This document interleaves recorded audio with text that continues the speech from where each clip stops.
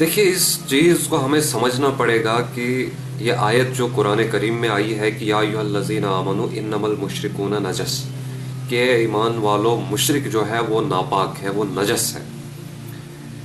یہ آیت اب ہر جگہ فٹ ہو جائے گی مشرک کے لیے. مشرک کی عبادت بھی قبول نہیں، مشرک کا کوئی عمل قبول نہیں ہے. جیسے اب قربانی کا سلسلہ جاری ہو رہا ہے تو بڑے شوق سے ہر مسلمان جو ہے قربانی کرتا ہے، لیکن اس میں ہم نے یہ چیز دیکھنا ہے کہ جو جانور کو ذبح کرے گا مواحد ہونا اس کے لیے شرط ہے. اگر مشرک ذبح کرتا ہے تو وہ سارا گوشت جو ہے حرام ہو جائے گا.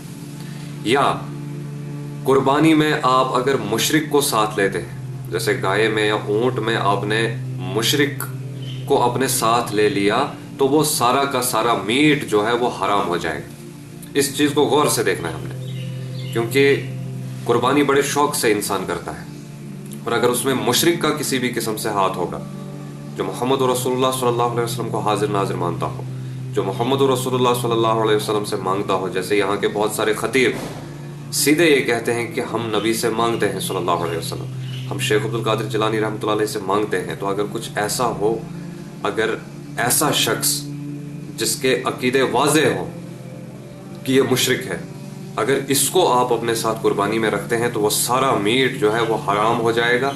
وہ کسی کو بھی اگر آپ دیں گے وہ کسی کے لیے لینا جو ہے جائز نہیں ہو جائے گا، کیونکہ وہ حرام ہو جائے گا، کیونکہ اس میں مشرک کا ساتھ ہے. اور اگر مشرک ذبح جانور کرتا ہے وہ سارا کا سارا میٹ جو ہے وہ حرام ہو جائے گا، کیونکہ واضح اللہ رب العزت کا فرمان ہے کہ مشرک ناپاک اور نجس ہے، اس کی ہر عبادت، اس کی ہر عمل ضائع ہے. لہذا مواحد ہونا قربانی میں شرط ہے، ذبح کرنے میں مواحد کا ہونا شرط ہے. اور یہ چیز کو دیکھیں کہ جس قربانی میں جس کو آپ اپنے ساتھ رکھ رہے ہیں اگر وہ مواحد ہے تو ٹھیک ہے، اگر مشرک ہے تو وہ سارا کا سارا میٹ جو ہے وہ ضائع ہو جائے گا. صرف اس کے حصے کا میٹ حرام نہیں ہوگا بلکہ وہ سارا کا سارا جانور، وہ سارا کا سارا میٹ جو ہے وہ حرام ہو جائے گا. لہٰذا ان چیزوں کو ہمیں سیریس لینے کی ضرورت ہے. ہم نے قرآن کو سیریس نہیں لیا ہوا ہے، جس کی وجہ سے ہمارے بہت سارے اعمال جو ہے وہ ضائع ہو جاتے ہیں. اور کل اللہ رب العزت اس پر ہمیں پکڑے گا کہ جو شخص میرے علاوہ کسی اور کو شریک ٹھہراتا تھا یا میری صفات میں کسی اور کو شریک ٹھہراتا تھا، آپ نے اس کے ہاتھ سے ذبح کرایا یا اس کو اپنے ساتھ قربانی میں شامل کیا، اس کا جواب کل اللہ رب العزت ہم سے مانگیں گے. لہٰذا ہر چیز کے لیے، عبادت کے لیے، قربانی کے لیے مواحد کا ہونا شرط ہے.